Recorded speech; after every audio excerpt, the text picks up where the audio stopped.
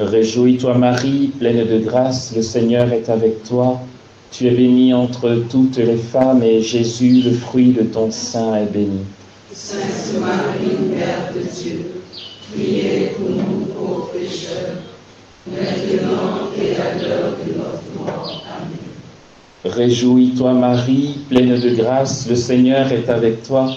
Tu es bénie entre toutes les femmes et Jésus, le fruit de ton sein, est béni. Sainte Marie, Mère de Dieu, priez pour nous pauvres pécheurs, maintenant et à l'heure de notre mort. Amen. Réjouis-toi Marie, pleine de grâce, le Seigneur est avec toi. Tu es bénie entre toutes les femmes, et Jésus, le fruit de ton sein, est béni. Sainte Marie, Mère de Dieu, priez pour nous pauvres pécheurs, maintenant et à l'heure de notre mort. Amen. Réjouis-toi Marie, pleine de grâce, le Seigneur est avec toi. Tu es bénie entre toutes les femmes, et Jésus, le fruit de ton sein, est béni. Sainte Marie, Mère de Dieu, priez pour nous pauvres pécheurs, maintenant et à l'heure de notre mort. Amen. Gloire au Père et au Fils et au Saint-Esprit. Comme il était au commencement, maintenant et toujours, dans les siècles des siècles. Amen. Seigneur, merci pour ta présence. Toi qui demeures au milieu de nous. Tu as tout le temps été là, tu as toujours été là. Et tu trouves ta joie au milieu des enfants des hommes. Que ta grâce nous accompagne. Que ta grâce nous soutienne et nous donne d'être présents, car c'est nous qui ne sommes pas toujours là. Tu as toujours été là, Seigneur. Seigneur, que ce moment soit en toi et que rien ne se passe selon une quelconque compétence humaine. Sans toi, nous ne pouvons rien faire. En dehors de toi, rien n'est possible. Loin de toi, c'est le chaos. Donne-nous de demeurer en toi et nous te livrons ce moment. Nous te donnons ce moment et nous nous établissons dans ce que tu sais faire. Nous nous établissons dans ta puissance, dans ton agir, dans ton pouvoir, dans ton autorité, dans ton éclat, dans ta majesté. Jésus, nous nous revêtons de l'esprit dont tu nous as comblés. Nous nous revêtons de ton manteau de gloire dont tu nous couvres. Merci d'être en nous, avec nous, au milieu de nous. Merci de nous porter en toi et que ce peu que nous allons t'offrir se décuple en grâces incalculables, que l'Esprit Saint, dans la dynamique de ta miséricorde, de ta générosité, de ta bonté, nous multiplie, nous rende féconds et nous donne de porter du fruit, afin que tout ce que nous pourrons te demander au nom du Père, demander au Père en ton nom, que nous l'ayons. Que ta grâce habite ce lieu. Jésus, viens te glorifier une fois de plus au milieu de nous.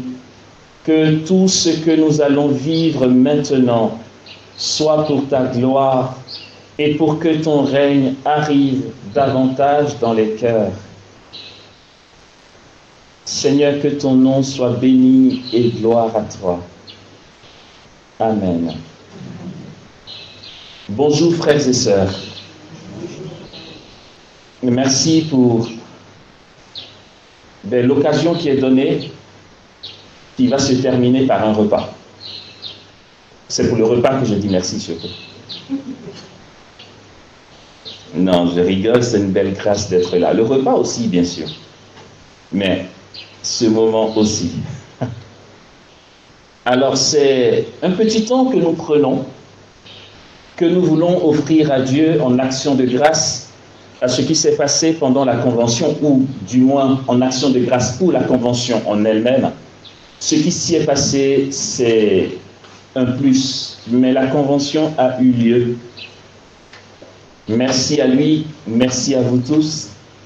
Et donc, ce temps est un moment d'action de grâce que nous voulons offrir au Seigneur pour ses bontés. Aussi, je vais nous faire un petit partage relatif à l'action de grâce. Je vais nous entretenir sur la notion d'action de grâce. Un petit temps de partage, et pour ça, je partirai d'un texte de l'Évangile selon saint Matthieu, un texte que nous connaissons relativement bien, qui semble ne rien avoir avec le thème. Mais nous comprendrons que ça rejoint largement le thème de l'action de grâce. Le Seigneur nous dit dans sa parole, selon donc l'évangéliste Matthieu, le chapitre 21, à partir du verset 12. Puis Jésus entra dans le temple et chassa tous les vendeurs et acheteurs qui s'y trouvaient. Il culbuta les tables des changeurs ainsi que les sièges des marchands de colombes.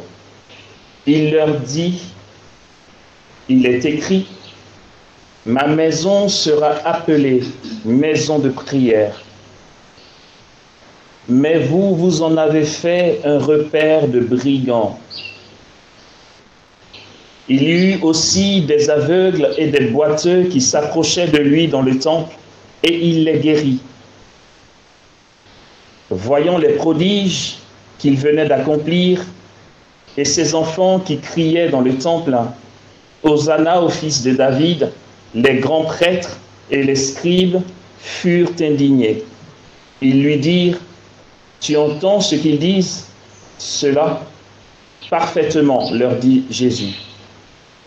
N'avez-vous jamais lu ce texte? De la bouche des tout-petits et des nourrissons, tu t'es ménagé une louange.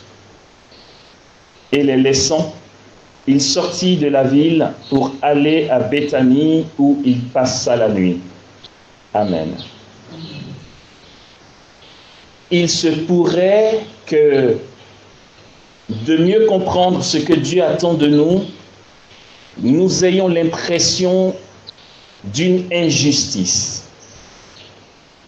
Et nous n'y sommes pas encore vraiment.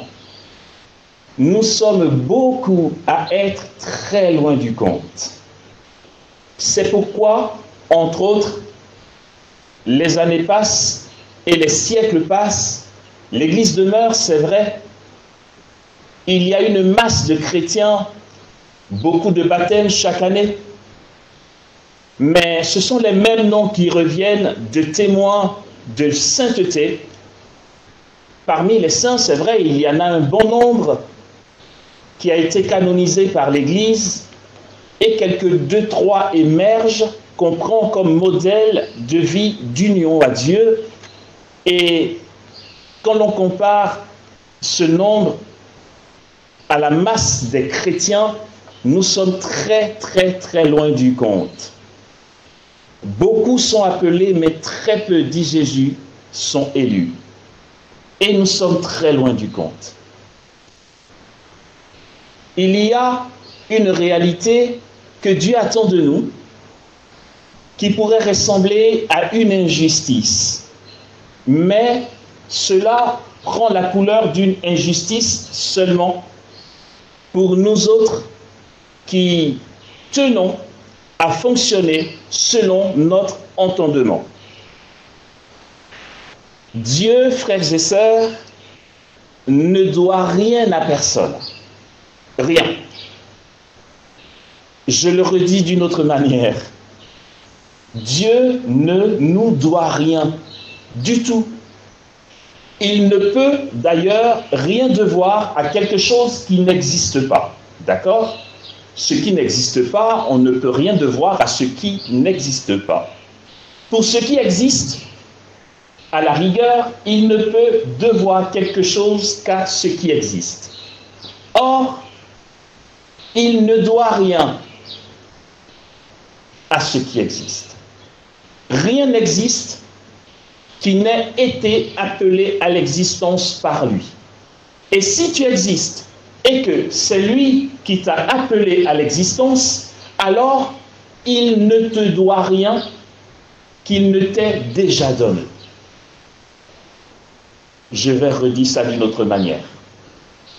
Le fait d'exister est ce qu'il t'a déjà donné. Si tu existes, alors il t'a déjà tout donné. Par conséquent, il ne te doit plus rien. Nous sommes dans un schmilblick là. On part d'un thème sur l'action de grâce avec un texte qui semble ne rien avoir et le début d'un commentaire qui semble ne rien avoir avec le texte. Je sais, c'est un vrai schmilblick. Mais je m'efforce à nous conduire vers une réalité qu'il faut que nous intégrions, frères et sœurs. Dieu ne doit rien à personne, parce que ce qu'il doit à sa créature est déjà donné. Sa volonté initiale d'appeler à l'existence ce qui existe est déjà tout ce qu'il peut donner de sa personne et de sa puissance. On parle de toute créature, de toute chose qui existe, aux cieux et sur la terre. Entre autres, nous, toi et moi. Dieu ne nous doit rien. Il ne nous doit plus rien que nous n'ayons déjà. Ok. Aussi, nous sommes nombreux à nous tromper et être loin du compte. Parce que finalement, de ne pas savoir cette réalité, notre vie chrétienne est orientée ailleurs que là où il faut. C'est vrai, c'est une porte étroite. C'est une question de radicalité, de choix divin. C'est une porte super étroite et qui n'est pas très alléchante. Resserrée, dit Jésus, est la porte qui mène au salut, au royaume des cieux. Grande est la porte qui mène à la perdition. Faisons attention, frères et sœurs, chaque fois qu'il nous est servi un mode de vie chrétienne qui semble nous arranger, flatter notre ego et nous installer dans le confort. La vie chrétienne, ce n'est pas ça. L'exigence de l'amour, ce n'est pas ça. Or, Dieu est amour. Dieu est amour et l'amour est un feu si brûlant, si intense qu'on ne peut pas jouer avec l'amour comme on ne peut pas jouer avec le feu. Nous voulons avoir une relation avec ce Dieu intense qui soit confortable. Ce n'est pas ça l'union. Ce n'est pas ça la croissance en Dieu. Tant que nous aurons un rapport à Dieu qui va dans notre sens, nous n'y sommes pas encore. On n'a pas encore commencé à grandir et à évoluer en Dieu. À l'île de la Réunion, lors d'une formation, j'insistais sur ce fait dont on a parlé lors de notre enseignement, la réalité de l'amour. Aimer, c'est quoi, frères et sœurs? Aimer est juste impossible aux créatures blessées que nous sommes. Nous ne pourrons entrer dans l'amour qui est Dieu que lorsque sa grâce agit en nous et nous guérit. Autrement, ce n'est pas possible, nous rêvons. Nous rêvons notre vie chrétienne. Aimer, c'est se donner, comme dit Thérèse de Lisieux. Aimer, c'est tout donner et se donner soi-même. Mais un premier niveau veut que nous aimions et que les autres voient qu'on a aimé et qu'on dise « Félicitations Amos, oh purée, qu'est-ce que tu fais preuve d'amour, tu es un témoin ». Une quelconque reconnaissance que nous attendrons de l'acte d'amour qu'on a posé. Aussi, il y a des clashs. Ça, c'est le premier niveau. Déjà, heureux celui qui fait le choix d'aimer. Mais ce n'est qu'un commencement. L'amour, c'est Dieu. Et cet amour est exigeant, je le redis, Comment pouvons-nous grandir dans l'amour? C'est que si nous aimons, et bravo, félicitations, on peut nous applaudir de faire le choix d'aimer, mais cet amour va très vite retomber s'il ne croise pas en face une reconnaissance ou un retour de manivelle. J'en ai marre de donner, c'est toujours moi qui donne, les autres ne font rien, alors j'en peux plus, j'arrête. On ne va pas te blâmer, on va juste trouver que c'est dommage, parce que ce n'est pas dans l'ordre des choses divines. Un autre va comprendre mieux, par sa vie de prière, va comprendre que aimer, c'est aimer gratuitement, sans rien attendre en retour. Mais est-ce que c'est possible ça? L'amour s'alimente par l'amour, mais l'amour dont notre amour doit être alimenté n'est pas un amour qu'on attendrait de celui envers qui on a manifesté l'amour. Je vous embrouille. Hein? D'accord, ils disent non. C'est vrai que j'aurais plus de courage à aimer si celui pour qui je pose des actes d'amour me le rend bien. Mais quand il n'y a pas ce retour, je m'essouffle. Et ce n'est pas alimenté. Or, l'amour n'est alimenté que par l'amour, mais la source de l'amour qui doit alimenter mon amour, c'est Dieu. Ce n'est pas celui qui est bénéficiaire de cet amour. Ok. Du coup, tant que Dieu est celui qui alimente mon amour, je peux aimer mon frère et ma sœur sans rien attendre en retour. Et j'ai de l'endurance. Et je ne me décourage pas parce que Dieu, lui, est fidèle. À un autre moment, quand on grandit dans l'union et qu'on grandit en Dieu, on n'attend même plus de reconnaissance, même de la source de l'amour qui est Dieu. J'explique. On n'aime pas pour que Dieu nous dise merci ou qu'il nous récompense. Dieu, je le redis, ne doit rien à personne. Ce qu'il te doit, ou du moins, Dieu ne doit plus rien à personne, puisque ce qu'il te doit, tu l'as déjà. Si l'on va dans une plus grande profondeur de ce que je dis là, je pourrais dire, mais si, Dieu, tu me dois quelque chose, parce que je ne t'ai rien demandé. Lorsque j'étais dans mon néant, tu aurais pu ne pas m'appeler à l'existence. Si tu m'as appelé à l'existence sans mon consentement, mais tu assumes derrière. Donc, tu me dois d'assumer mon existence. Il te répondrait non. Parce que l'existence n'est pas une faveur que toi tu me fais, une faveur que moi, Dieu, je te fais. Cette existence est un appel à la gloire éternelle. Nous avons été appelés à l'existence pour partager sa gloire éternellement. Là-dessus, il ne nous doit rien et il n'a pas de compte à nous rendre, puisque c'est pure bonté que d'être appelé à l'existence. Du coup, en grandissant dans l'amour, on se rend compte que finalement, il s'agit d'aimer et que le fait d'aimer en soi soit une joie. La joie d'aimer ne doit pas se trouver dans le retour de manivelle, mais dans l'acte même d'amour. J'aime et telle est ma béatitude. L'après, les conséquences ne me regardent pas, puisque je suis déjà comblé en soi d'aimer.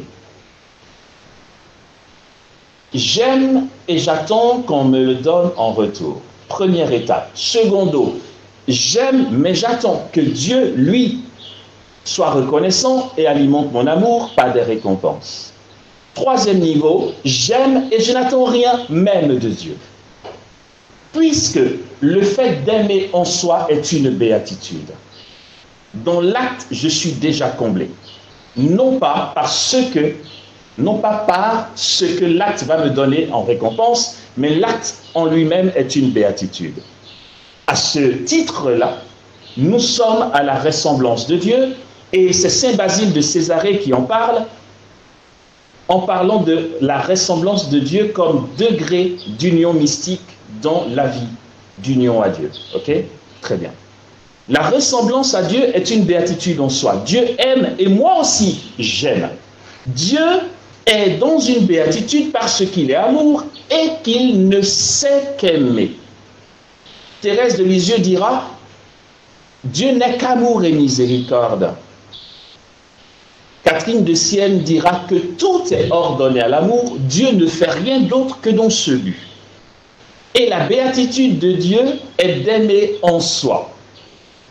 Aussi, puisqu'il nous appelle à lui ressembler, chaque fois que nous aimons en soi, sans rien attendre en retour, nous sommes à la ressemblance de Dieu. Là, les fruits de la croissance dans l'union se font voir. Il y a un niveau au-delà encore, l'amour. Si l'amour, c'est la joie d'aimer, il y aurait encore un petit bug. Ce n'est pas encore la béatitude céleste, ni la perfection en Dieu. En Dieu, les personnes divines s'aiment, non pas pour la joie d'aimer. Non. Le Père n'aime pas le Fils parce qu'il a la joie d'aimer le Fils. C'est encore au-delà de ça. Le Fils n'aime pas le Père d'avoir la béatitude d'aimer le Père, puisque si l'on part sur cette logique, alors l'amour n'est pas encore parfait. Supposons que le Père aime le Fils pour bénéficier de sa joie d'aimer le Fils, en soi, ce n'est pas Dieu. Parce qu'il n'y a en Dieu aucun retour sur soi. Si tu aimes en vue d'avoir la joie d'aimer, c'est encore pour toi. Il y a quelque chose que tu attends de ton bien-être. Il n'en est rien en Dieu. Comme on le sait, et que le dit Maurice Gimbel, Dieu est l'anti-narcissisme absolu. Aucun retour sur lui. Je pourrais faire l'effort d'aimer parce que d'aimer en soi me plonge dans une béatitude.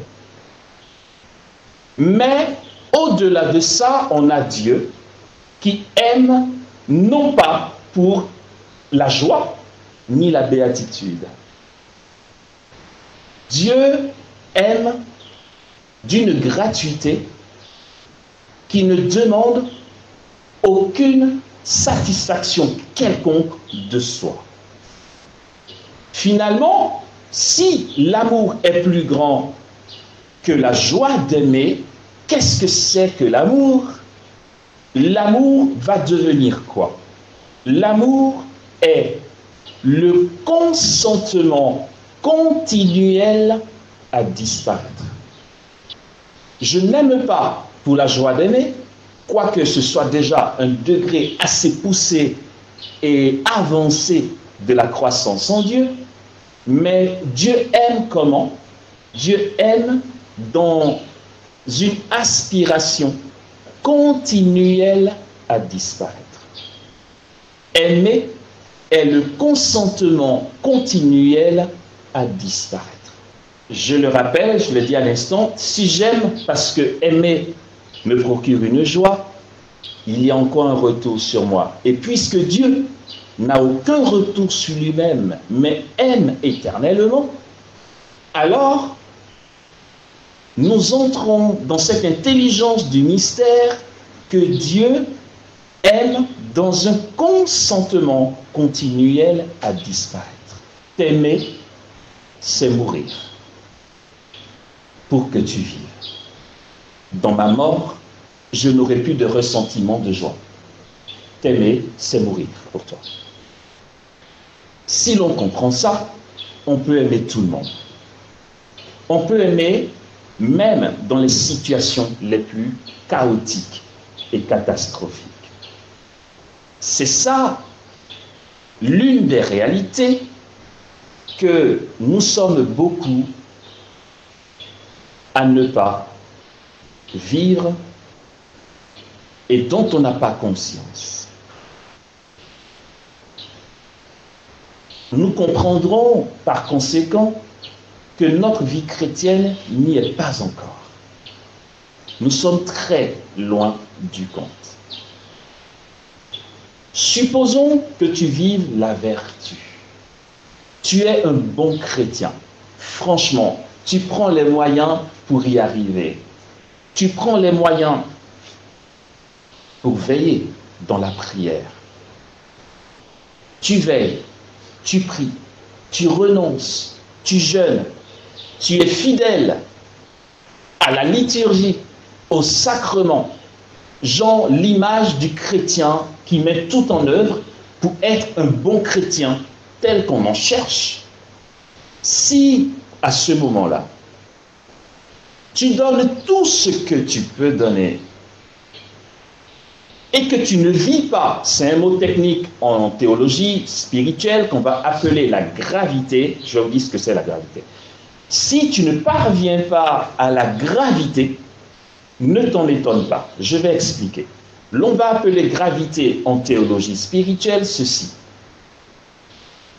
Toute la prière que tu vis, le renoncement, le jeûne, les veilles de nuit pour demeurer dans la prière, l'effort que tu fais pour demeurer dans les sacrements, dans la charité, dans le don de ta vie, imaginons vraiment le truc qui n'existe pas encore, en tout cas pas dans mon environnement personnel, à moi, d'accord, assez rare en tant que chrétien.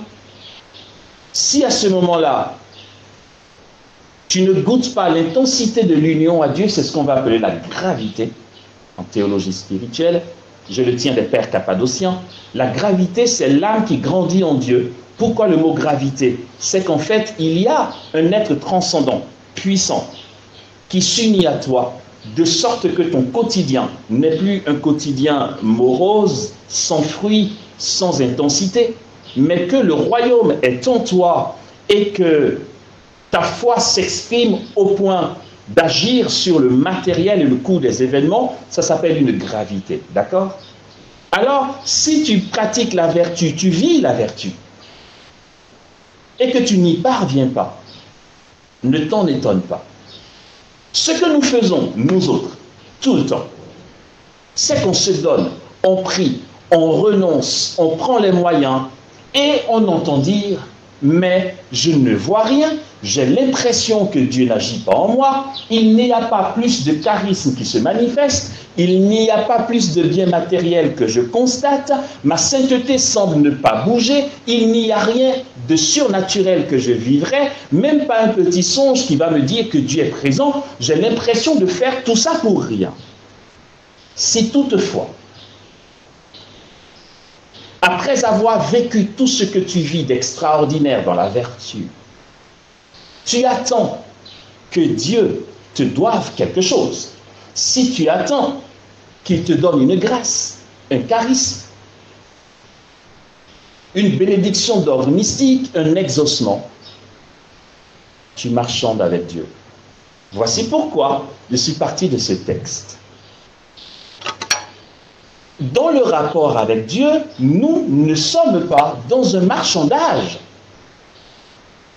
Dieu ne doit plus rien à personne, même pas à toi qui mobilise toute ton énergie pour vivre un bon chrétien ou même vivre des folies dans la prière. Il ne te doit rien. Alors, si tu singes la prière gratuite et que par derrière tu attends quelque chose, ta prière, elle n'est pas gratuite. Ce jour-là, non, c'est ici. Puis Jésus entra dans le temple et chassa tous les vendeurs et acheteurs qui s'y trouvaient. Ce temple, c'est quoi? Ben, c'est toi, en fait.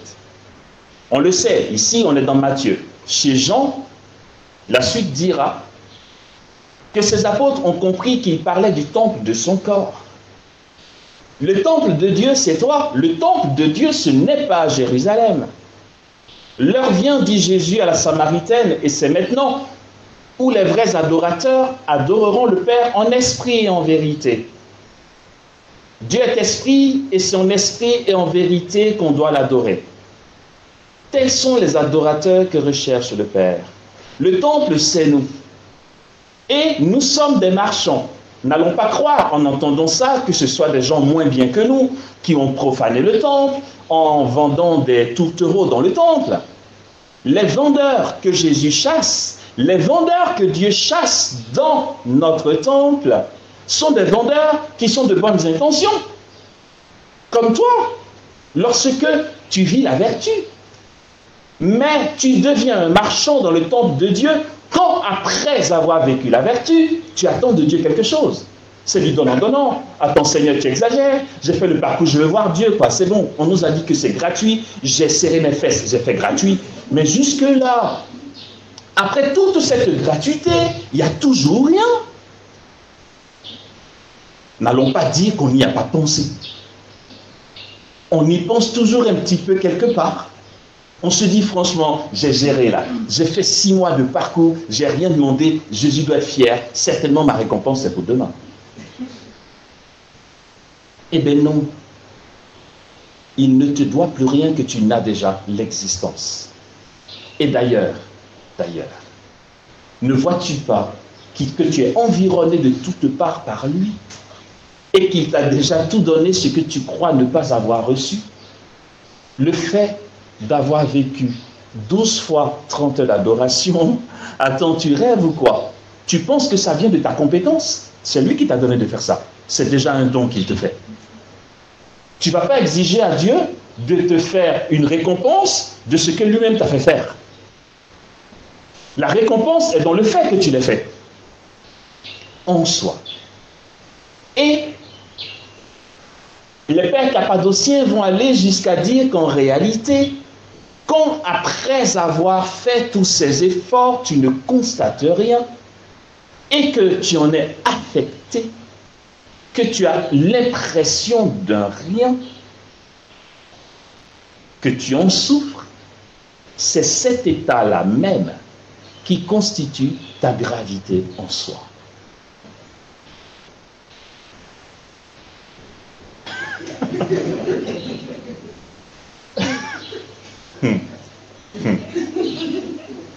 Ah, la patate est chaude.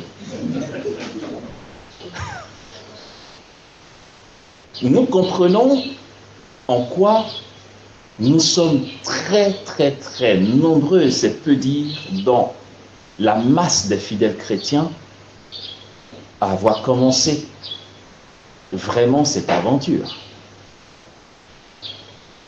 Il y a dans l'âme un château fort. Il y a dans l'âme un château qui est inébranlable simplement parce que ce château est la demeure du roi. C'est la réalité de tout chrétien. Nous sommes le temple de Dieu. Alors, ce qu'il faut faire, je ne vais pas dire de juste, ce qu'il faut faire d'ajuster est d'être, et c'est tout. Je suis, et le fait d'être est une gloire pour Dieu en soi. Si tout ce que je sais faire, toutes mes compétences et courage dans la prière, la détermination, si je le fais pour Dieu et Dieu seul en soi, alors toutes mes activités prennent une dimension spirituelle et mystique. Parce que pour en arriver là, pour arriver à ne plus marchander avec Dieu, mais c'est le lot quotidien, pour arriver à ne plus marchander avec Dieu, il faut être arrivé à un état de désappropriation de soi. Dieu est en toi comme il décide d'être en toi. Non pas en disant « Dieu, tu es en moi », manifeste le surnaturel et que ça se voit par moi. Non. Laisse Dieu être en toi comme il a décidé d'être en toi. S'il veut y être sans rien manifester d'extraordinaire, de visible, laisse-le trouver en toi sa gloire et sa joie dans ce qui est en soi, en toi. Or, toute la gloire de Dieu et ce qui fait la densité de la présence de Dieu est qu'il est immuable et existant en soi. Voici vers quoi nous devons aller. Voici vers quoi nous devons aller. Que Dieu soit Dieu en nous et c'est tout. Comment Dieu peut être Dieu en moi sans qu'il n'y ait rien d'apparent, ni spirituellement, ni matériellement, ni en renommée, ni en puissance, et l'accepter. Pour l'accepter, il faut vraiment être dessaisi de soi-même. Quand on y est, alors tout ce que sa présence en nous, providentiellement, permettra que nous fassions en apostolat, en évangélisation, en mission, sera son œuvre. Je redis ça. Tant que tu n'attends rien, parce qu'en fait, c'est ça qui bug chez nous. J'aimerais parvenir à un état, Seigneur, où l'on me qualifierait du meilleur prédicateur de Côte d'Ivoire. Et pour ça, je jeûne, je prie en langue, je donne tout. Mais Seigneur, c'est en vue de ça. Tu dis à Dieu, j'ai choisi ce que je veux être. Je te demande, il paraît que tu es bon et miséricordieux, tu ne me le refuseras pas. Viens dans ce que je veux. Comme on dit, j'ai une vision, je veux y parvenir. Dieu est bon, malheureusement. Et il va t'exaucer. Tu seras peut-être le leader charismatique même de toute l'Afrique, voire mondiale. Tu en auras une satisfaction personnelle, c'est tout. La renommée, tout ce qui flatte notre ego est pour notre satisfaction personnelle. Et tant que ce que nous vivons nous satisfait personnellement, c'est le signal que nous n'y sommes pas encore. En Dieu, c'est la joie de l'autre. Et c'est tout.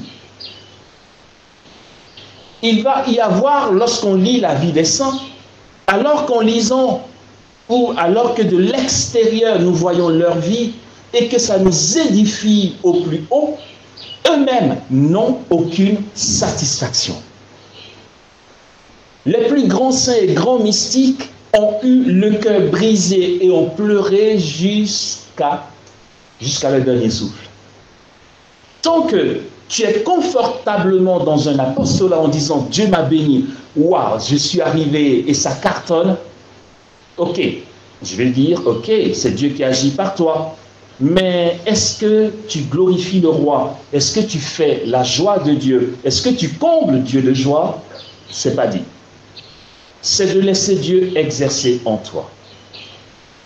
Si le Dieu qui est Dieu en toi, dans sa providence, n'a pas prévu que tu aies une activité visible qui porte du fruit ou qui attire des miracles, tant que c'est sa gloire, toi, tu as ta béatitude. Et cette béatitude n'est pas un retour sur soi, c'est Dieu qui est comblé en toi et par conséquent, ton âme goûte les sentiments de Dieu. Je suis sûr que je vous fatigue. Et je suis un peu sûr aussi que vous ne comprenez pas tout de suite. Mais ce n'est pas grave. Comme c'est enregistré un jour, vous allez réécouter et comprendre. À ce niveau-là, tout ce que tu fais prend une dimension surnaturelle. Parce que, bien évidemment, on le sait, ce n'est pas toi qui fais, mais que d'autre part, tu n'imposes pas à Dieu quelque chose que tu aimerais être ou quelque chose que tu aimerais avoir. Tu es juste là pour sa gloire, pour sa joie. Finalement, c'est lui qui décide. par le cours des événements, que tu sois là où il permet que tu sois, et d'accepter d'être là où il permet que tu sois, et non pas là où tu as voulu être depuis toujours. Ce que tu feras ici sera ce que lui est en train de faire ici. Et c'est là où on va dire, waouh, purée. Quel exemple je vais prendre? Nadège cartonne. Dis, mais comment il fait ça? Comment elle fait ça? Mais c'est vraiment le secret ou encore le chemin pour que nous portions du fruit qui nous dépasse, parce que l'œuvre que nous faisons n'est plus la nôtre, mais l'œuvre de Dieu. Il faut arrêter de marchander avec Dieu. Le temple de Dieu est un lieu de culte, non pas de commerce. Quand tu veux faire du commerce avec Dieu, tu fais du temple que tu es un lieu de brigands. C'est toi qui vois. Si tu veux continuer ton commerce et ton marchandage avec Dieu, Seigneur, j'ai prié, alors la suite c'est quoi là? Il ne te doit plus rien. Le fait d'avoir prié est déjà ce qu'il t'a donné en soi. Le fait de t'avoir appelé à l'existence est tout ce qu'il pouvait te donner de meilleur. C'est là que nous rejoignons la notion d'action de grâce. On a trop vite pensé que l'action de grâce constitue un merci à Dieu de nous avoir donné, après 3 neuvaines, ce que nous lui avons demandé. Aussi, mais c'est de l'action de grâce bas de gamme. L'action de grâce, merci à Dieu, c'est s'installer dans tout ce qu'il nous a déjà donné. Alors, toute notre vie est appelée à être action de grâce. C'est une action de grâce que d'accepter l'état du rien. L'état où nous ne constatons rien après tant d'efforts. De dire, j'accueille dans le consentement ce que je suis. J'accueille dans le consentement ce que je n'ai pas, ce que j'aurais souhaité avoir et qui ne vient pas. De l'accueillir et d'y consentir est une action de grâce, non pas formulée des lèvres, une action de grâce qui monte vers Dieu de toute notre vie. Notre vie en elle-même, notre quotidien, chaque instant en nos cœurs, chaque minute ou fraction de seconde, où au fond de nous, nous avons consenti à un inconfort, à une souffrance, à une contrariété, sans rien dire. Mais en l'accueillant tel que Dieu le permet en nous, fait que notre vie tout entière, notre existence, chaque respiration est action de grâce à celui qui nous a donné la vie. Combien de chrétiens vivent cette réalité? Puisque Dieu aime sans rien attendre en retour, puisque Dieu aime dans un consentement continuel à disparaître, sa fidélité demeure pour tout le genre humain, même pour ceux qui n'ont même pas commencé à croire qu'il existe. Dieu aime le païen et lui donne la vie dans sa fidélité tous les jours, d'un amour de tendresse et de prédilection. Même celui qui blasphème contre lui, parce que Dieu n'attend rien en retour de celui qu'il aime. Il aime, c'est tout. Il t'aime et toi tu blasphèmes. Et il continue de t'aimer. En France, à Bugloz, quand j'ai dit ça, même le recteur a levé la tête pour le regarder. C'est vrai, il a réalisé que c'était vrai, mais on n'y pense pas toujours. Quand je disais là-bas aux retraitants que Dieu aime Satan d'un amour infini et de prédilection. C'est révoltant quand on voit comment il nous casse les pieds. Non, mais tu as envie de dire, Seigneur, pas lui, quoi. Enfin, Je lui dis, ok, tu as le droit d'aimer tout le monde, mais pas lui. Dieu aime Satan d'une manière fidèle, frères et sœurs. Dieu l'aime gratuitement. Dieu ne l'a pas aimé en attendant de lui qu'il ne se coupe jamais de lui. Quand Dieu a aimé Lucifer, c'était gratuit. Lucifer s'est coupé de lui, mais son amour reste sauf. Est-ce qu'il ne se trompe pas en disant ça? Paul est clair. Il est avant toute chose, parlant du Verbe par qui tout a été créé, et tout ne subsiste qu'en lui. Si Satan existe encore, c'est le Christ qui le maintient dans l'existence. En fait, tout son kéké qu'il fait, il n'a rien. Il ne peut pas se donner la vie à lui-même. Il ne peut pas se donner d'existence à lui-même. S'être coupé de Dieu ne lui a pas enlevé cette existence dans laquelle Dieu le maintient. Si ça, ce n'est pas la preuve que Dieu est immuable, j'en vois pas d'autre. L'amour de Dieu n'est pas conditionné par nos choix, nos fidélités, etc. Il aime, c'est tout. Et c'est ce que nous devons lui exprimer en retour comme amour. Le lendemain de la convention, bien sûr, le dimanche, on a été, pour les membres de l'équipe, en zone 4, où on a eu un petit temps de repas avec des membres de l'équipe hors les murs. Ça s'est fini relativement tard. Enfin bref, quand j'ai posé ma tête sur le matelas, il était 2h45 du matin. Et je devais être à l'aéroport à 6h10. Donc, quitter la maison bien avant, quoi. Donc, se réveiller encore avant. Quand le réveil a sonné, j'ai dit, Jésus, dis-moi que c'est une blague. C'est pas aujourd'hui que je vais au Togo. Si, d'accord. Mais j'ai fait le choix, et bienheureuse fatigue, plus j'en peux plus, et plus je suis stimulé à ne pas me plaindre. Je ne sais pas pourquoi ça fonctionne comme ça. Du coup, j'étais tellement claqué que j'ai dit à Jésus, je ne te dirai rien, je ne dirai rien. Je vais m'armer de sainte indifférence. La sainte indifférence, c'est faire les choses sans réfléchir. Tu dois y aller, tu y vas. Tu es indifférent en fait. Et donc, je me suis mis dans cette dynamique-là. Quand j'étais au Togo, Chantal m'envoyait un message disant « Ça se passe bien ta mission ». Je lui ai dit « Je m'efforce d'être à mon poste, alors je suppose que ça se passe bien ». Le reste, je ne sais pas. Je suis là où Jésus veut que je sois. Et c'est tout. Donc, je suis arrivé, et puis heureusement que les rassemblements étaient les soirs, quoi. Je suis arrivé lundi vers je ne sais plus quelle heure. 10h, 11h. Et puis, ça commençait lundi soir à 18h.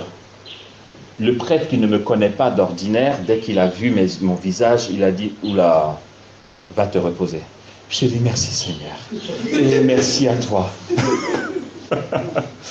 Non, ça c'est la consolation de Jésus. Parce que si tu fais le choix d'accepter les choses telles qu'elles se présentent, il aurait très bien pu dire « On a une réunion, et puis avant ça il y a ci, et puis il y a tel entretien ».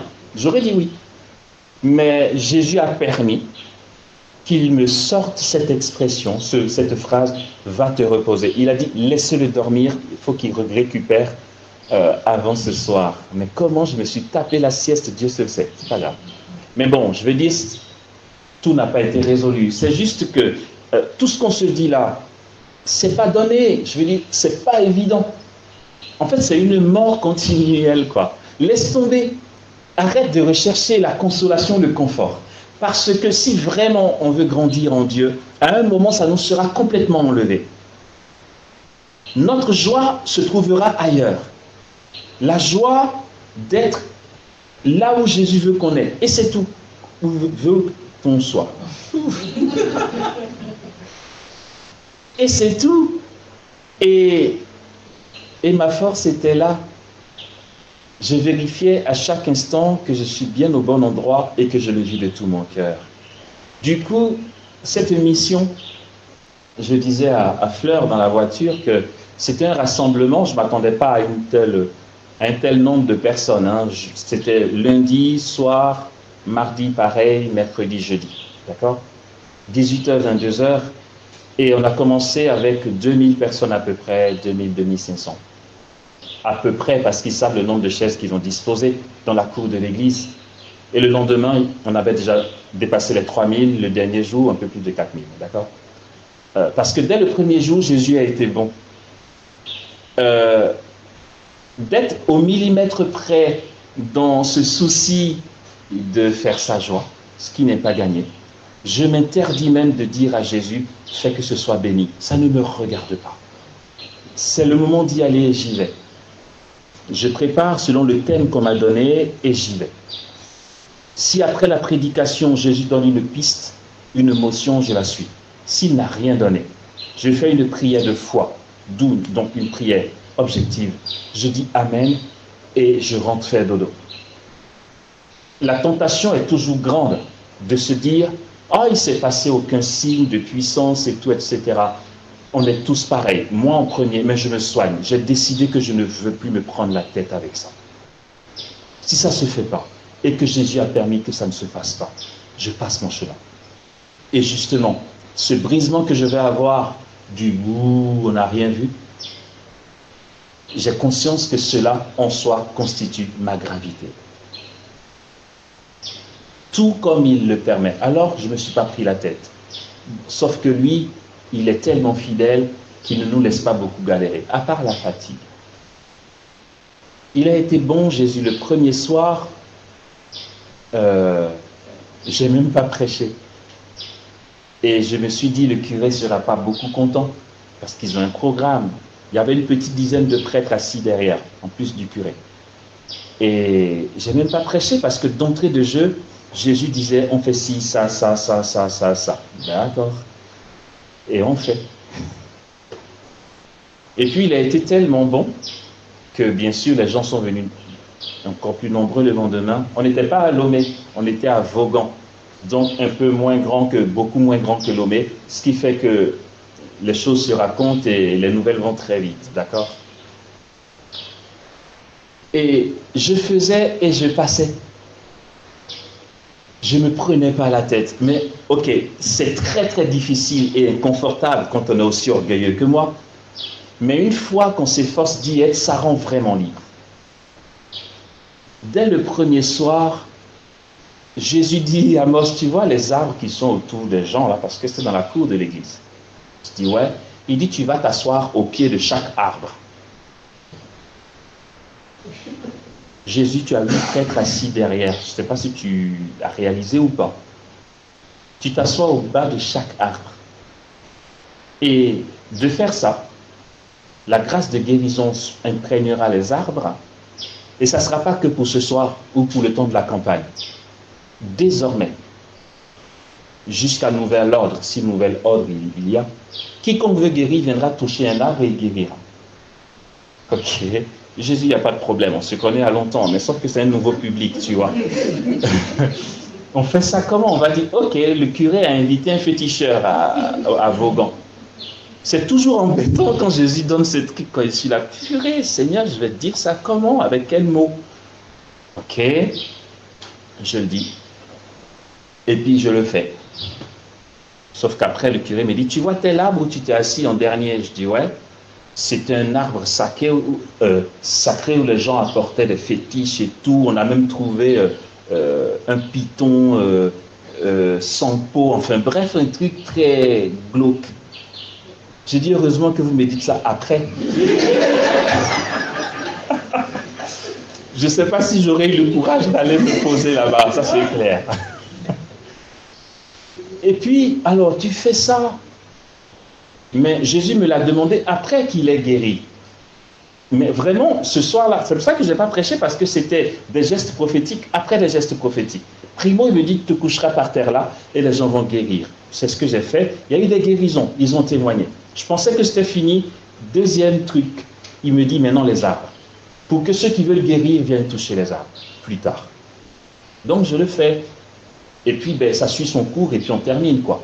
Et d'où tu veux que j'aille me prendre la tête à me dire, est-ce que je ne me suis pas trompé? Et si quelqu'un touche l'arbre et qui n'est pas guéri? C'est vrai, c'est la tentation humaine, mais vraiment, je prends des antibiotiques pour me soigner. Je ne veux pas y penser.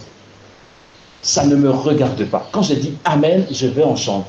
Parce que, frères et sœurs, c'est pas gagné. Mais je fais l'effort d'accepter ce qu'est en soi ma gravité. Même si tu l'as dit et que ça ne s'est pas fait et que tu es brisé par ça, reste en toi-même et goûte Dieu dans ce dysfonctionnement en toi. En soi, c'est ça ton union à son cœur. Du moment que tu sais que tu n'as pas été malhonnête pour l'inventer, laisse Dieu faire ce qui est à lui. Comme la Sainte Vierge a dit à Ressusros, c'est le voyant d'Onouva, qui un jour, il arrivait qu'il pleurniche devant la Sainte Vierge. Chaque fois, il est tellement pauvre, comme tout homme qui a mal de pas être fidèle, de pécher, etc. Marie lui apparaît depuis qu'il a 5 ans, il a plus de 70 ans aujourd'hui. Et donc, ouais, mère, chaque fois que Marie doit apparaître, il est plein de scrupules parce qu'il se dit, elle va venir me trouver dans un état qui n'est pas un état de grâce. Donc, avant qu'elle en parle, il en parle en premier. Pour dire, mère, voici ce que je fais. Et puis, il y a eu ça, et puis il y a eu ça. Et puis, un jour, Marie a dit, oh, arrête de pleurer chaque fois, là, de culpabiliser. Toi, fais ton travail de pécheur et laisse mon fils faire son travail de sauveur. D'accord? Jean, je ne sais pas que tu as vécu ça, je t'apparais, tu vas m'apprendre. Je te vois, mon grand. Je sais. Et je viens quand même t'apparaître. Donc, arrête de pleurnicher, d'accord?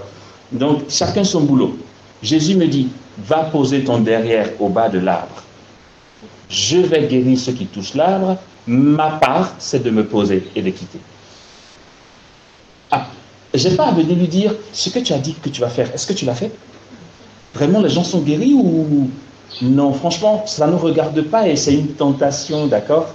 Et donc, je m'efforçais à être à mon poste. C'est vrai qu'à un moment, j'en pouvais plus. Je trouvais le séjour super long. Je disais, Seigneur, ça finit quand? Pour que je rentre. Mais, ok, à chaque jour suffit sa peine. Et puis, dès le lendemain, le Père me dit, tu permets que ce soir, on ait quelques témoignages? J'ai dit oui. Il dit oui, parce qu'il y a des gens qui sont venus toucher l'arbre, qui sont guéris. Je dis waouh. Il dit oui, certains étaient là, ils ont vu les guérisons, ils ont entendu ce que tu as dit, ils ont été chercher leur connaissance malade et en journée, ils sont venus toucher l'arbre et ils sont guéris. Dont une religieuse qui avait des fractures à la jambe, ils ont fait des radios, tout ça, il était question d'opération. Elle ne voulait pas être opérée. Ses sœurs de communauté l'encourageaient, mais elle avait trop peur, elle avait la trouille. Elle disait Jésus va la guérir. On lui a dit ouais, tu rêves et tout. Elle avait des béquilles, elle ne pouvait pas marcher. Elle a entendu ça. Elle est venue toucher l'arbre dans la journée. Le soir même, elle a témoigné avec les béquilles qu'elle a laissées. J'étais le premier surpris. J'étais là, waouh. Attends, Jésus, attends, t'as fait ça, quoi. Purée, c'est dingue. Non, mais trop fort. Et on gagnerait à être détaché. Vers où ça va, je m'en fiche. S'il n'y a plus de signes, de guérison, de miracles, on s'en tape. Enfin, perso, j'aimerais bien en être libre. C'est pas gagné, c'est dit, je vous le dis. Et puis, une des fois, 3e jour, 4e jour, je ne sais pas. Ce que Jésus a fait avec le Père Marcelin ici à la Convention, il me dit, tu vois, tous les prêtres qui sont derrière, on remet ça. Ok. Je veux qu'ils aient cette grâce pour la guérison. D'accord, sauf que c'est toujours embêtant. Le laïc devant, ils étaient 7 prêtres. Jean, c'est moi le laïc, vous êtes tous des prêtres, mais tenez-vous bien, j'ai quelque chose à vous communiquer, les gars. Aïe, aïe, aïe. Non, mais chaud, quoi. Hein. Et là, je dis, ok, d'accord, et c'était pas pour le lendemain, c'est là tout de suite, je fais maintenant. Donc, si c'était pour le lendemain, je me serais préparé à voir comment aborder le curé, pour négocier, placer mes mots, pour pas qu'ils le comprennent mal et tout. Là, de but en blanc, devant l'assemblée, il faut que je le leur dise. Ok. Cabrimo n'a pas peur de couteau. Je me suis lancé. Et puis bon, contrairement à ce que je craignais, ils étaient tous contents. Mais c'était à 2 niveaux. Là, c'était bluffant. Là, je dis, ouais, Jésus, non, purée. Quand tu veux faire, tu fais ça bien.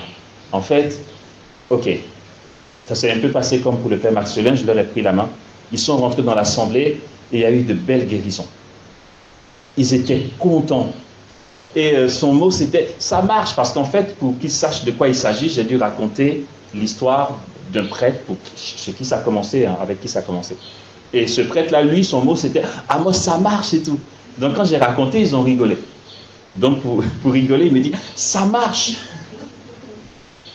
Et sauf qu'après ça, il y a un d'entre eux particulièrement, Jésus dit, quand tu as fini pour tout le monde, celui-là particulièrement, je vais lui accorder une grâce de miracle créateur. Là, pour le coup, vaut mieux pas réfléchir.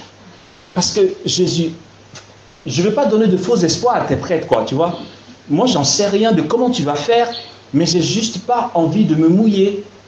J'aurais tellement voulu ne pas faire cette commission. Miracle créateur. Vous savez ce que ça veut dire, miracle créateur?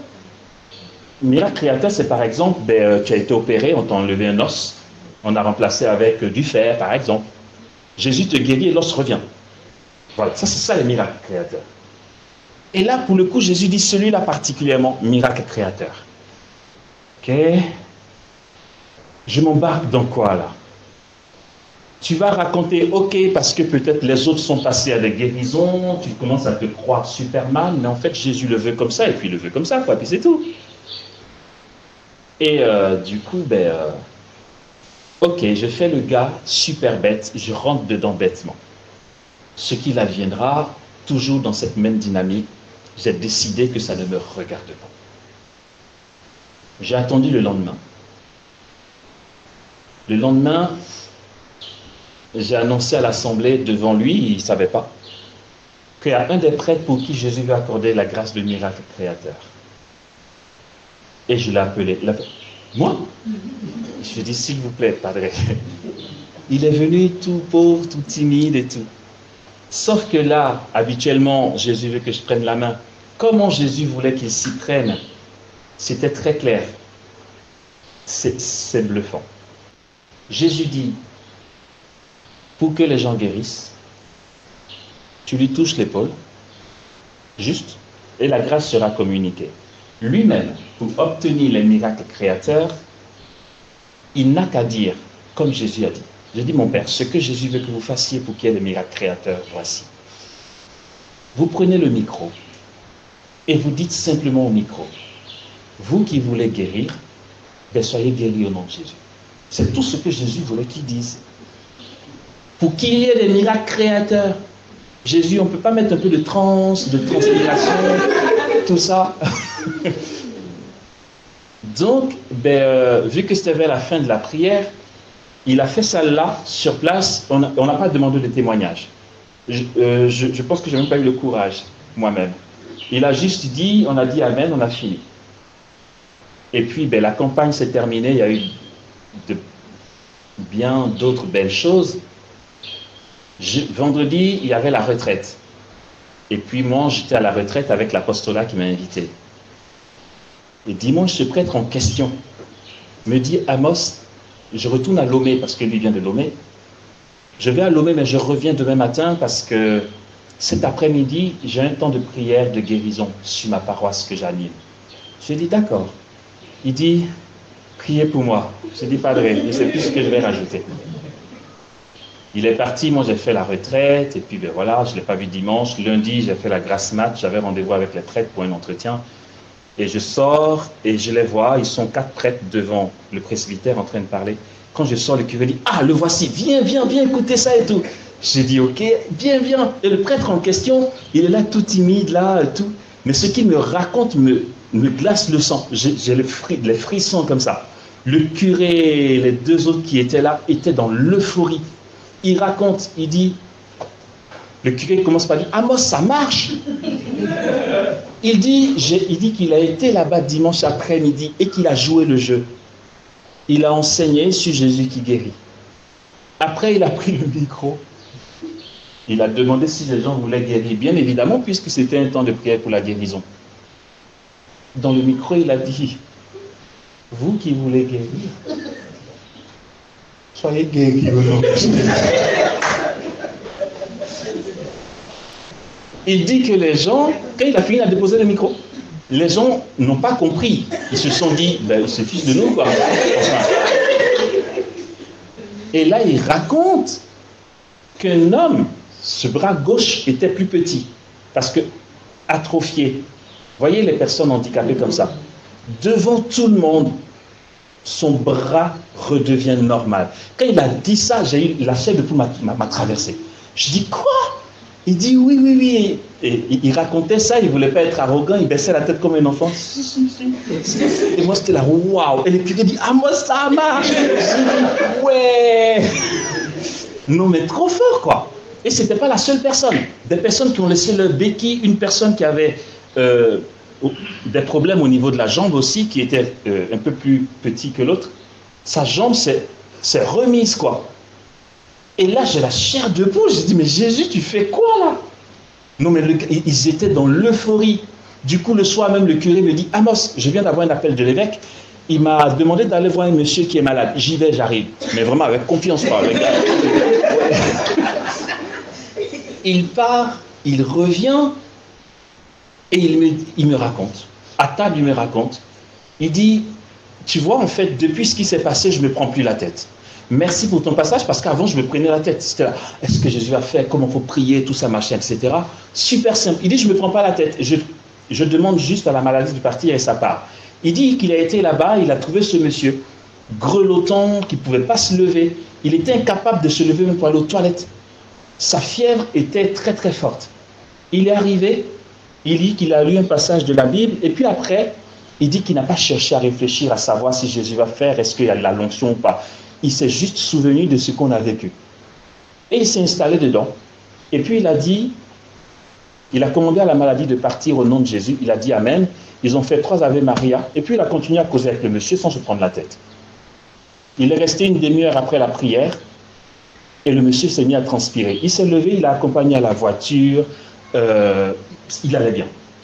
J'étais là, oh, waouh. Il dit oui, Amos, ça marche. Yes. Non, mais là, je rentre en chambre, j'ai dit, attends, purée, on a vraiment intérêt à laisser Jésus faire comme il veut. Certainement que si je me disais, Jésus, viens faire, fais ci, fais ça, ça n'aurait pas été aussi fort. Les arbres en question, et il a fait témoigner la dame, les arbres en question, il y a une dame qui est venue avec sa machette. Elle a carrément enlevé une écorce de l'arbre. Son mari avait des douleurs aux articulations, il ne pouvait même pas se lever tellement c'était douloureux et ça s'amplifiait. Jésus n'a pas dit ça. Elle a pris l'écorce, elle est partie. Elle a dit à son mari, mets ça sous ton oreiller. Il a placé sous son oreiller, il a dormi dessus. Le matin, complètement guéri. C'était puissant dans ma fébrilité. Non, mais j'étais tellement KO. Et je disais à Chantal à un moment que la fièvre s'y est mêlée. En fait, ça m'a rappelé ce que dit Saint Paul. Ainsi, la mort fait son œuvre en nous et la vie en vous. Je termine sur ceci. J'ai orienté cette notion d'action de grâce ailleurs, bien sûr. Mais je me suis dit, ce serait un peu trop primaire de venir dire Dieu a permis que la convention se fasse, rendons grâce. Je me dis, vu qu'on ne se voit pas beaucoup, c'est l'occasion d'approfondir un peu plus la question. L'action de grâce telle qu'on la connaît d'habitude, on est assez vacciné là-dedans. Donc permettez-moi de creuser un peu plus. Cette action de grâce se veut, pour la joie de Jésus, être quoi? C'est vraiment d'accueillir notre état tel que Jésus le permet. On en parlait à la convention. Maître Eckhart, quant à lui, dira, quand quelqu'un lui dit « Mon père priait pour moi », il dit « D'accord ». Mais en lui-même, il se dit « Pourquoi tu ne restes pas en toi-même ?» Tranquillement en toi-même. Prie pour moi, pourquoi? Je suis malade, on m'a découvert ci, ou bien je ne trouve pas de boulot. Maître Eckhart dit, cette situation-là est celle que Dieu permet pour toi. Et c'est voire même une élection. Il parle en termes d'élection. Il dit, ta maladie, ton épreuve, ta souffrance, ton inconfort, que nous qualifions de négatif, au point de dire à Jésus, enlève-nous ça, Maître Eckhart dit, et là ça rejoint Thérèse de Lisieux, qui dit, ne déçois pas l'attente du Seigneur. Maître Eckhart dit que de vivre cet état-là de tout ton cœur est une élection. Dieu t'a élu pour vivre cette maladie telle que tu la vis là, maintenant. Dieu t'a élu pour vivre ce manque de résultats, de CV que tu déposes. Dieu t'a élu en fait pour vivre cet inconfort, cette souffrance, cette contrariété, cette humiliation, cette épreuve, cette maladie, quel que soit ce qu'on peut y mettre. Pourquoi dit-il, ne restons-nous pas en nous-mêmes, tranquillement en nous-mêmes? Parce que là, le maître, le roi du château, permet les choses comme ça. Et là, il parle de ceux qui ont mis tout en œuvre pour vivre la vertu, par la prière et tous les efforts, et qui ont l'impression que malgré tout, il n'y a rien. Mais qu'est-ce qu'on appelle il n'y a rien? Il n'y a pas ce que nous aurions aimé voir. Ça ne veut pas dire qu'il n'y a rien. Je ne vois rien. Non, tu ne vois rien de ce que tu veux voir. Mais ton état est déjà une densité en soi de la présence de Dieu. Et comme on le sait maintenant, toutes les bénédictions ne sont pas confortables. Maître Eckhart parle d'élection.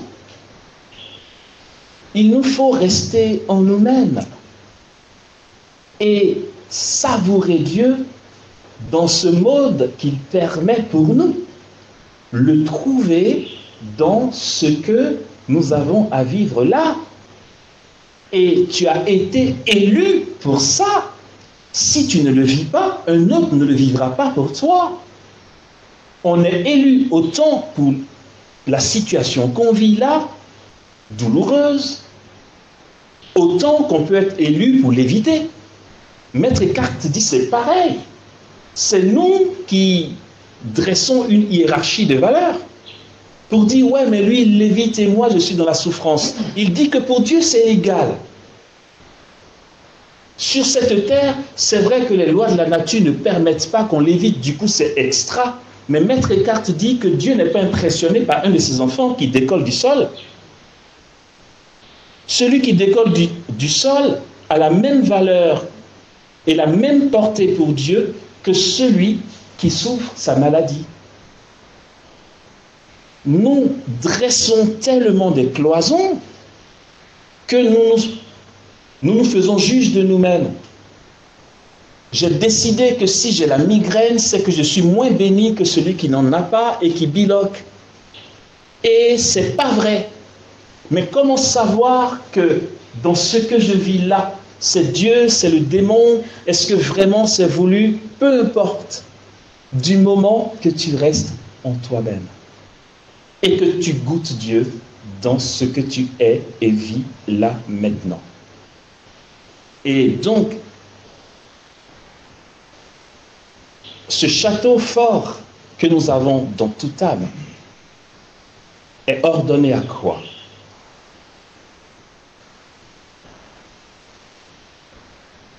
Les pères cappadociens nous feront savoir que, et c'est super beau de découvrir ces mystères de la foi, de toutes les créatures que Dieu a appelées à l'existence, ils disent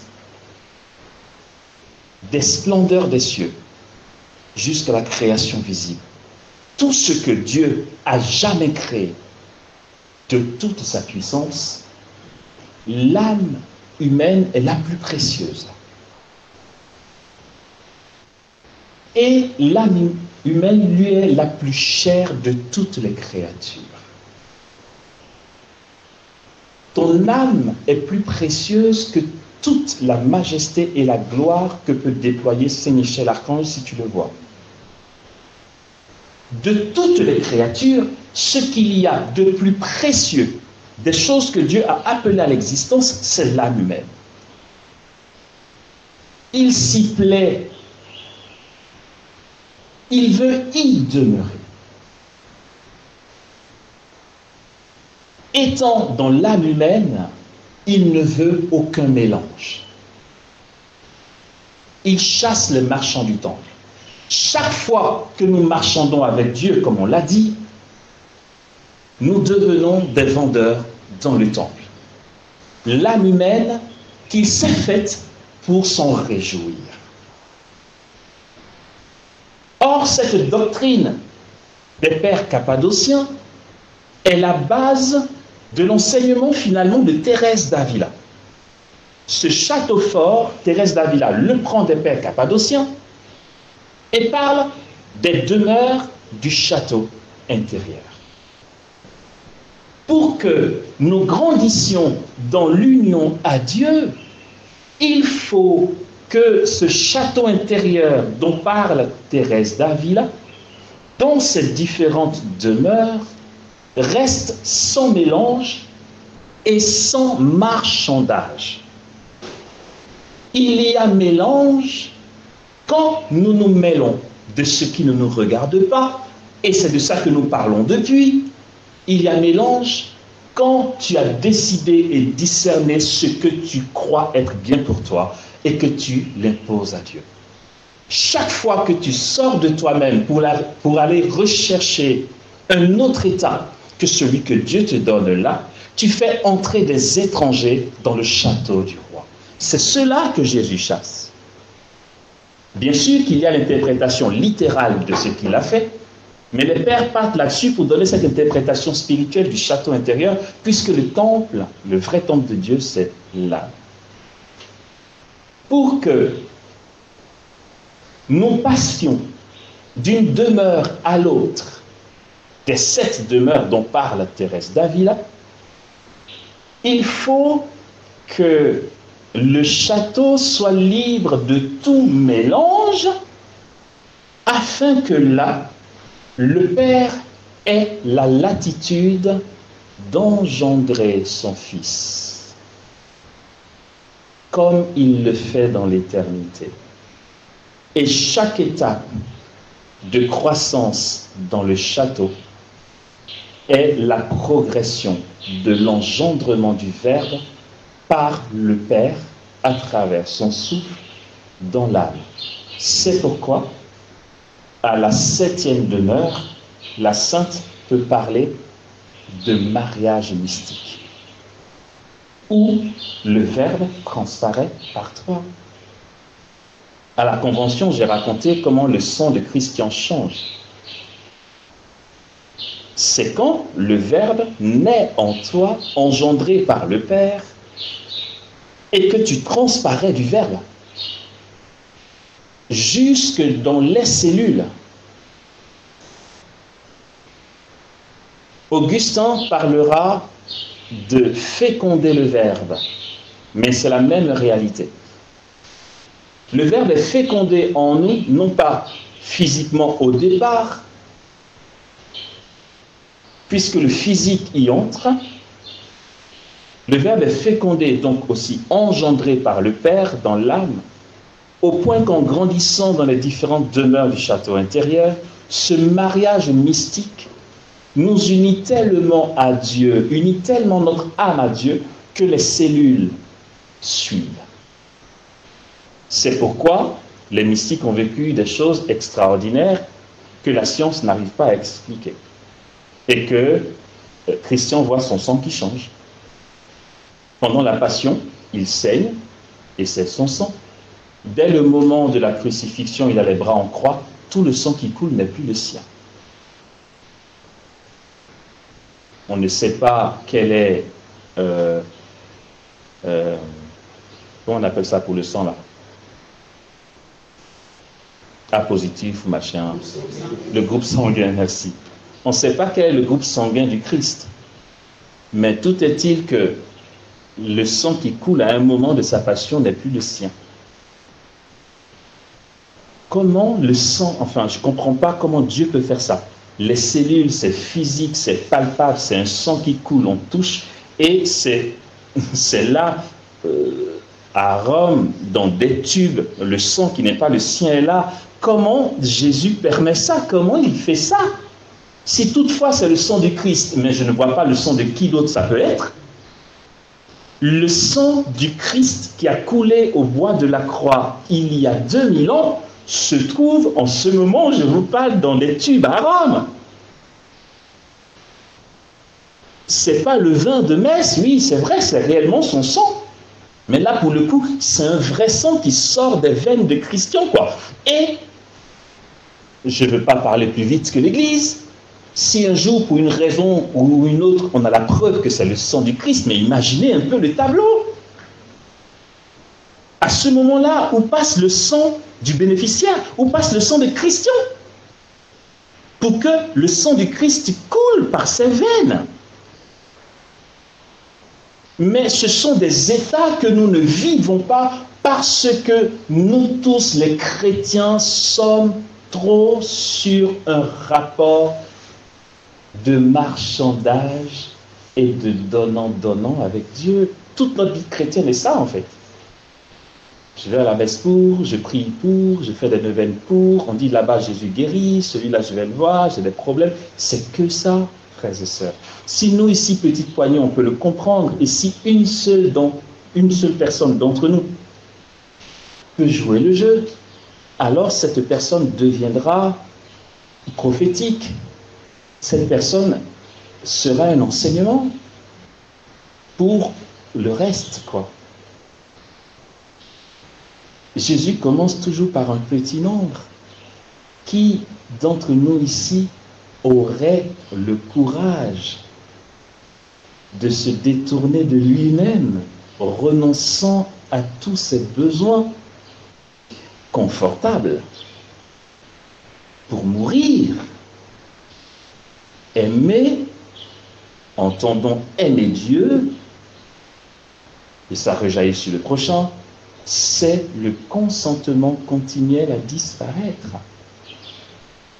Pour laisser Dieu être Dieu, pour laisser au Père la latitude d'engendrer en nous le Verbe. Et cet engendrement n'est pas un symbole, c'est réel. Des personnes le vivent et on le voit. Pourquoi pas toi? Pourquoi pas moi? Mais Amos, c'est trop dur ce que tu dis. Ah non, mais attends, là c'est une réinitialisation de mon disque dur carrément. Oui, on réinitialise tout. On écrase tous les fichiers qui existaient et on réinstalle l'ordinateur, tu vois. C'est décapant, je sais. On a pris des réflexes, on a pris des travers. On croyait bien faire. C'est tout à revoir.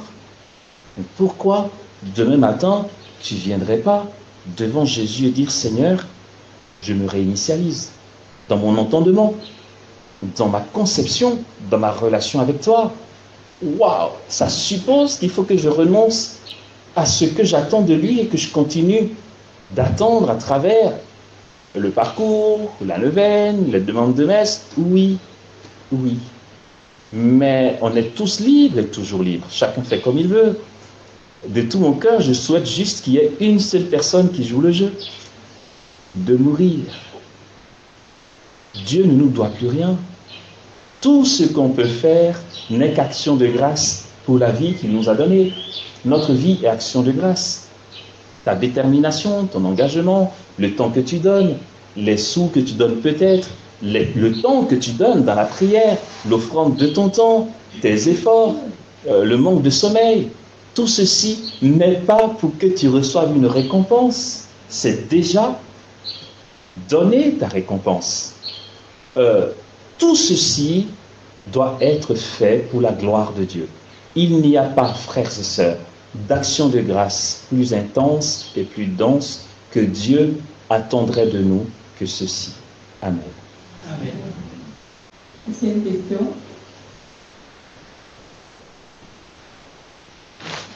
Salut Maria. Moi c'est Joseph Maria. En fait, je voudrais savoir si par exemple on prie avec une intention de s'unir à Dieu, est-ce que ça pose problème comme intention? Ou bien dans l'abandon, il ne faut pas désirer ça aussi? Ave Maria.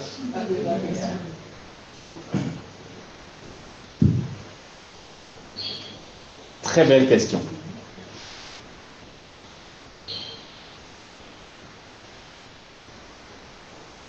idéalement, je veux dire, si je dois répondre bien, d'après ce qu'il faut bien, il ne faut pas prier dans le but d'être uni à Dieu.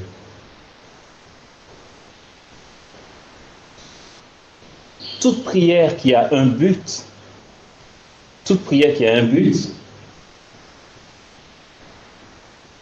laisse de côté la libre action de Dieu dans l'âme. De toute façon, la prière gratuite te conduira à être uni à lui. C'est l'intention qui vient entacher la notion de gratuité. Donc il faut aller jusqu'à prier sans aucune intention aussi noble soit-elle. Je m'établis en Dieu pour sa joie et c'est tout. Libre à Dieu de me conduire à être uni à lui ou pas. Mais la question ne se pose pas. Dieu s'unit à l'âme en soi. C'est justement pour qu'il s'unisse mieux à l'âme qu'il faut lui laisser la latitude d'agir. Donc, ne pas prier dans l'intention d'être uni à Dieu ne nous enlèvera pas la croissance dans l'union à Dieu, bien au contraire. Dès que l'intention humaine se dresse, l'abandon est fragilisé. Il ne vaut mieux pas, quoi que ce soit noble. Si quelqu'un se dit c'est noble de prier pour être uni à Jésus, par conséquent, je vais prier pour être uni à lui. Pourquoi l'abandon sera fragilisé? C'est que s'il est resté 15 ans à ne faire que ça, après 15 ans, il va dire, mais il exagère, je n'ai pas l'impression quand même d'avancer dans l'union à son cœur. Parce que tu as quelque chose. Mais de ne même pas lui soumettre ça ou lui proposer ça, fait que tu es là pour être là. Il n'y a pas lieu qu'on dise, ça fait 15 ans, ça fait 20 ans, tu t'en fiches en fait. Mais ça, c'est vraiment une grâce à demander à Dieu. Humainement parlant, ça nous rattrape toujours. Mais ce n'est pas grave. N'allons pas croire que si nous avons compris ce qu'on se dit là, le fait d'y adhérer va nous enlever les pensées d'une récompense. Ça sera toujours là. C'est pas ça qui dérange Dieu. J'ai toujours quand même dans la tête, je m'en veux parce que c'est vrai que je veux être gratuit, mais ça me rattrape tout le temps, me disant qu'est-ce que je vais avoir? Est-ce que Jésus est content? S'il est content, quelles seront les conséquences? Ça reviendra tout le temps. Ça, il ne faut pas se leurrer. Mais ce n'est pas un obstacle. Les pensées qui nous viennent ne dépendent pas de nous. Là où ça va être un obstacle, c'est d'attendre une récompense et de prendre les moyens pour recevoir ces récompenses. Dès que on devient acteur pour recevoir des récompenses, on sort de ça. Mais si c'est juste les pensées, on en aura des pensées. Tout le monde, même les plus grands saints, Charbel, j'en sais rien, Padre Pio, tout le monde a des pensées. C'est à force de prière que nos facultés et même les puissances de l'âme, c'est tout ce qui est volonté, intelligence, imagination, réflexion, etc. C'est à force de prier que la grâce va prendre la place jusque dans l'entendement, les puissances de l'âme, d'accord? Et que sans faire d'effort, on n'aura plus à se préoccuper de ça. Ça va devenir un habitus. Mais dans un premier temps, la tentation est toujours là, d'une petite récompense. Même si on se dit j'attends rien, on se dit en soi peut-être que comme j'attends rien, il me ferait une surprise. Ça revient toujours. Ça, il ne faut pas s'en inquiéter. c'est humain. Si ça arrive, ne vous dites pas « Ah non, j'y suis pas, je fais mal ». Non. On fait mal si cette pensée vient et qu'on s'en saisit et qu'on décide d'en faire quelque chose. D'accord? Voilà. Donc, c'est vrai que c'est radical ce que je dis, mais en fait, il faut vraiment que tous nos agissements soient parce que Dieu a déjà tout fait pour nous et que je vis pour lui. Même si je veux être uni à lui, c'est déjà encore quelque chose que je veux. Jésus, je vis pour toi. J'adore pour toi, je fais le parcours, je veux voir Dieu pour toi. Mamie, beaucoup vont venir te voir pour dire qu'ils arrêtent le parcours. Non, mais parce que si c'est pour se taper 12 fois 30 heures d'adoration sans rien attendre, est-ce que ça vaut le coup? C'est pas très alléchant. Mais n'hésitez pas hein, si vous voulez désister. Hein. Mais j'espère que ça va pas être le cas. C'est pas du jour au lendemain qu'on sera clean à faire la joie de Jésus. Au moins, on ne dira pas qu'on ne sait pas ou qu'on n'a pas entendu. Ce qu'on a entendu fera son bonhomme de chemin, d'accord? Et puis, si on y adhère, ou si on y adhère à peu près, ou si on commence à peine à y adhérer, c'est pas grave. C'est déjà un chemin qui est lancé. Et vous allez voir que d'être dans cette dynamique-là de la prise de conscience, la petite lueur en nous qui veut le vivre deviendra une grande lumière. Dieu va nous y conduire, d'accord? N'allez pas vous cogner la tête sur le mur si dès demain matin vous demandez quelque chose à Dieu que vous attendez trop de lui. C'est vrai que c'est radical ce que je dis là, et voire même c'est révoltant. Mais je suis désolé, soit on veut être uni à Dieu, soit peu importe. Si peu importe, je te comprends. Mais si vraiment tu as le souci de grandir dans la vie d'union à Dieu jusqu'au mariage mystique, c'est un chemin radical, mais qui est le chemin, d'accord? Franchement, si ce n'est pas pour être uni à Dieu en grandissant dans les voies d'union mystique, je ne sais pas pourquoi quelqu'un ferait le parcours je veux voir à Dieu. Je vous assure. Parce que si c'est en vue d'avoir un CV d'accepter, il n'y a pas besoin de faire 12 fois 30 heures d'adoration. Tu vas t'asseoir à l'église, tu prends ton chapelet, tu fais 2-3 chapelets et demi. La Sainte Vierge peut t'obtenir ton travail, quoi. Il n'y a pas besoin de 12 fois 30 heures d'adoration pour une intention. C'est du gâchis.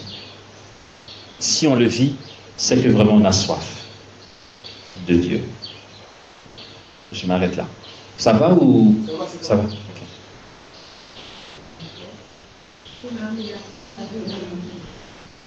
Qu'est-ce que je fais de ce que je crois? Je rentre en salle et je vois Jésus là, à l'autel, et Jésus à droite. Après tout ce que vous venez de dire, qu'est-ce que je fais? Ok. Si je vois quelque chose que Dieu permet que je vois, d'accord? Et qu'en voyant ce que je vois, il me dit quoi faire de ça, ben je fais ce qu'il me dit de faire de ça. S'il me fait voir quelque chose sans mode d'emploi, c'est juste un constat.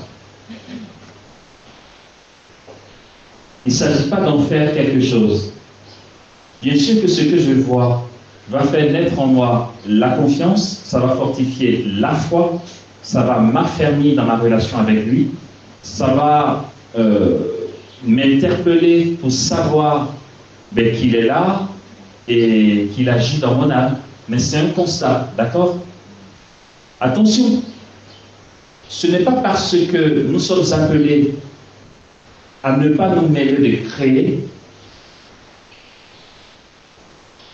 que Jésus ne nous manifestera pas ses bontés. On s'est dit, si tu mets tout en œuvre pour vivre la vertu et que tu ne constates rien, ne t'en étonne pas. Mais en disant ça, je ne suis pas en train de dire qu'en vivant la vertu, rien ne se passera. D'accord? Donc, voilà, il faut bien dissocier. C'est pour ceux qui se disent, ouais, bon, j'ai fini le parcours, et puis quoi? Maintenant quoi? Je dois voir quoi? Ou encore, j'ai fait 2 parcours, 3 parcours, toujours rien, c'est sec. Oui, installe-toi dans ce sec. C'est ça ta gravité. Et Dieu se plaît là-dedans, dans ton âme. Mais en disant ça, c'est pour que nous soyons libres des manifestations ou des récompenses que Dieu peut nous donner. Si de récompenses il y a, c'est que tel est son bon plaisir. Ne rien exiger à Dieu, n'exiger aucune récompense, mais accueillir la récompense, pardon, j'ai peut-être omis de dire ça, accueillir la récompense de tout son cœur, si telle est son initiative et son bon plaisir. Le tout, c'est d'être là où Dieu permet qu'on soit et qu'on vive ce qu'il permet qu'on vive. Si, dans ce qu'il permet qu'on vive, j'ai pris le cas le moins désirable possible pour que nous soyons universels. Si c'est trop sec après la pratique des vertus, ne t'en inquiète pas, rends grâce et demeure-y.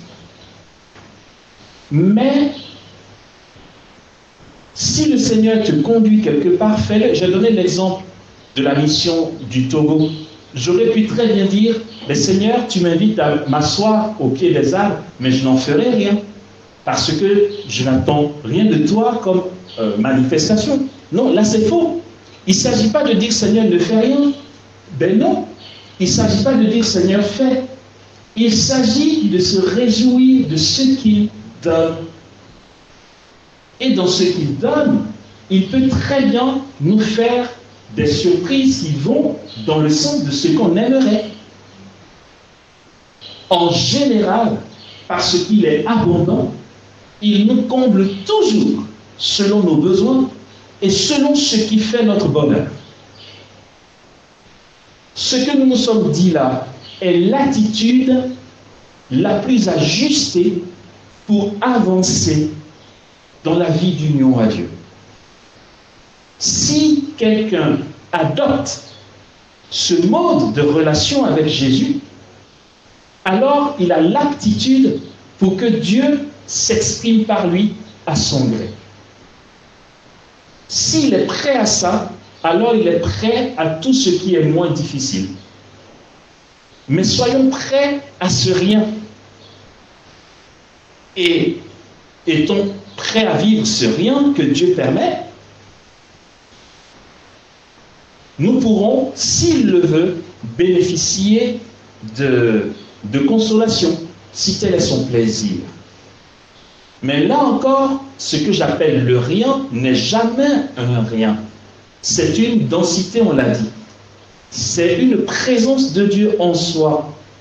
Et la présence de Dieu en soi est écrasante. Elle écrase complètement toute récompense, charisme, grâce que l'on peut avoir. Dieu, et c'est tout. Dieu, il est source de tout en fait. Du coup, s'il y a Dieu et qu'on ne constate rien, c'est qu'on ne constate rien, ça ne veut pas dire qu'il y a néant. Non, la présence de Dieu est un tout en soi. On n'a pas à lui exiger que sa présence se manifeste sous forme de grâce, de bénédiction ou de signes surnaturels. On a à accepter Dieu en soi. Et c'est lui qui se déploie selon son gré. Je m'arrête en disant que c'est très rare, ceci dit, de voir une personne que Dieu laisse dans un néant total. C'est quasi inexistant. Même pour tous les saints qui ont fait le choix de ne rien demander, rien exiger, mais de mourir à eux-mêmes, seuls pour la joie de Jésus, On sait ce que ça donnait. Quand on parle de leur vie, on voit très bien comment Dieu s'est déployé par leur vie. D'accord? Bon, si ce rajout peut nous encourager, c'est une bouffée d'air, c'est pas mal. Ok? Voilà. Donc, la question initiale, c'était j'en fais quoi? Alors, si ce que Jésus montre est accompagné de mode d'emploi, tu suis le mode d'emploi. Je dis n'importe quoi. Vous le voyez là, et puis debout à côté, il te dit, viens là où je suis debout à côté et fais un bisou à mes orteils, on obéit. Bien sûr que les autres parcourants vont vous prendre pour quelqu'un de très bizarre, mais il faut obéir. Maintenant, si on voit sans indication particulière, c'est un constat. C'est Jésus, enfin c'est un clin d'œil de Jésus. Et c'est une preuve qu'il agit déjà dans votre âme. J'espère avoir répondu. C'est bon? Ok.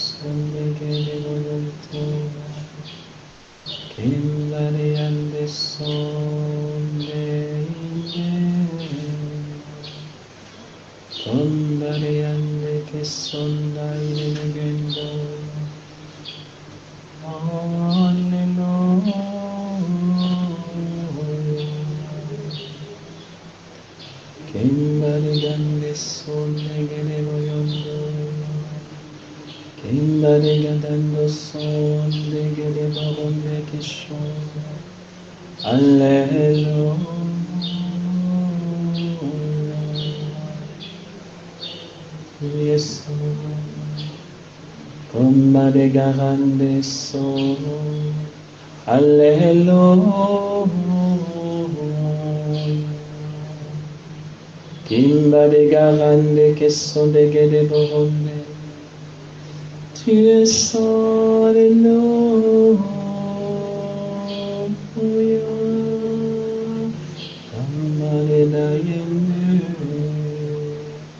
Kimba de gada bayondo kosone. Kimba de gada barande que son de kerande que de boyondo. Kimba de gada bayande shon.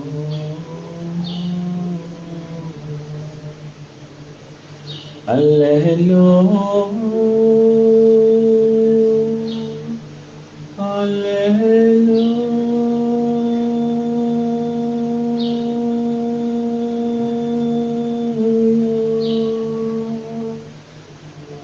Malegede soringede boyede gendale de gende endondo. Tomba de gada barande que sole gede barabarando. Kimba de gana sonde kenda kede borondo kosonde. Kimba de gana la shonte kede barande de gendo son. Kimba de dande sole gende gelande gendo son. Kimba de geson naile de gende son. La negede boyende geso legenda garabayande. Kinda de geso legante. Kinda de gendo de bodo bosonde.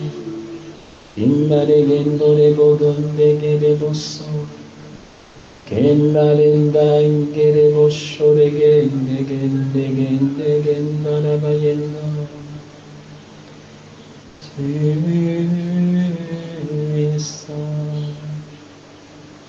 Tu es saint, alléluia.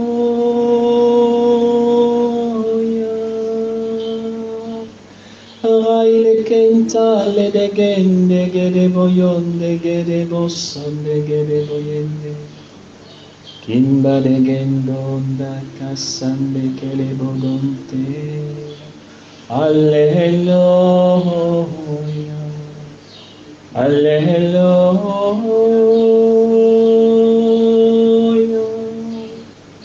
alleluia. Kimba de gandele de gende gede bogonde gede boshe.